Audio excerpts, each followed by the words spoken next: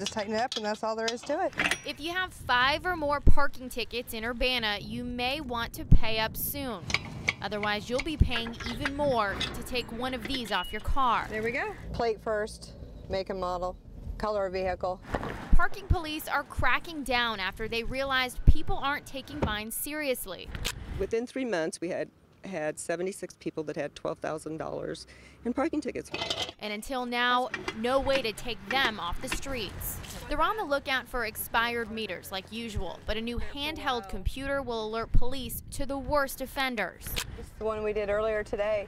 We just happened to notice the meter was expired, so we started writing a ticket, and she got a hit on it.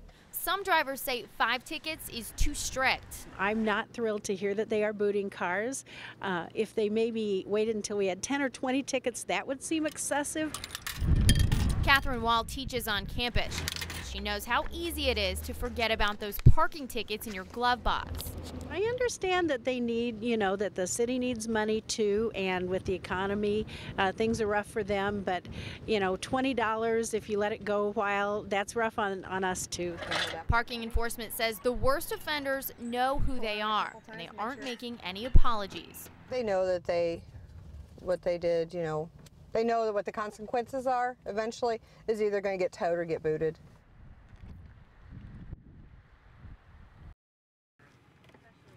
Nick Easton is having a busy morning.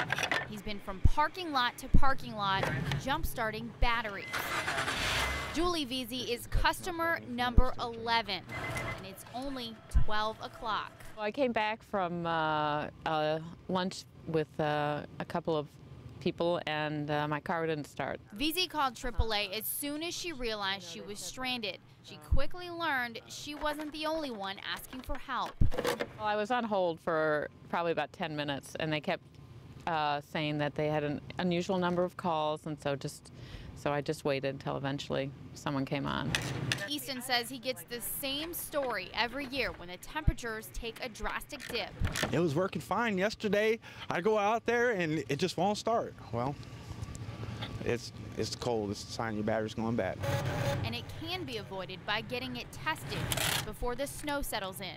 Experts say just getting a jump start in this kind of weather may not be the best bet. Depending on the age of your battery, you may be better off just getting a new one. You don't find yourself in the same position just weeks later. Veazey had some battery trouble last week, so she's making sure it doesn't happen again. I figured that it was going to have to be replaced eventually, so I just decided to have him do it here.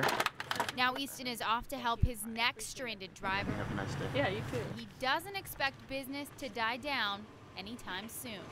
Jump starts, battery services, maybe one lockout, maybe one tire change. In Champaign, Erin Maloney, WCIA 3 News. These dogs are well trained to spot trouble. What they're doing is sniffing the free air that's coming in and out of those lockers. They're here to make sure students aren't breaking the rules. After a recent string of fights that landed 9 in jail, police aren't taking any chances. Police take us inside to show us what the dogs do if they sniff out any drugs or guns. Up. Here, up. Good. Here, Nautic sits next to any locker he thinks is suspicious. It's a good boy. Well, police search schools like this once or twice every year, but they say because of the recent problems here, it's even more important than ever. I hope that sends a message to everyone, community, students, parents, that their kids are safe. The canines sweep the school parking lot later. The superintendent is taking a tough approach, and she's not making any apologies. There is zero tolerance for violence, for drugs. I'll do whatever it takes for however long it takes to make sure that continues. It's a good boy. In Rantoul, Erin Maloney, WCIA 3 News. Are you on your way up? Yep, I'm coming. These firefighters know they have to be ready for anything. Do an arm lock and there you go. And they want to be ready to help anyone, even if it means climbing hundreds of feet in the air. Some spend their days working up 1,000 feet in the air, where disaster is always a possibility. God forbid, you could have a heart attack while you're up there working on the tower, and we would have to go up. Well, some of the challenges are where you can step, what you can hook into. One of those deals where, yeah, you're a little scared, but I guess that keeps your mind clear, and having a little bit of fear of it keeps you focused. Now, firefighters will have a plan of attack just in case. Hopefully we're getting ahead of the game, so God forbid when it does happen, we'll be prepared for it.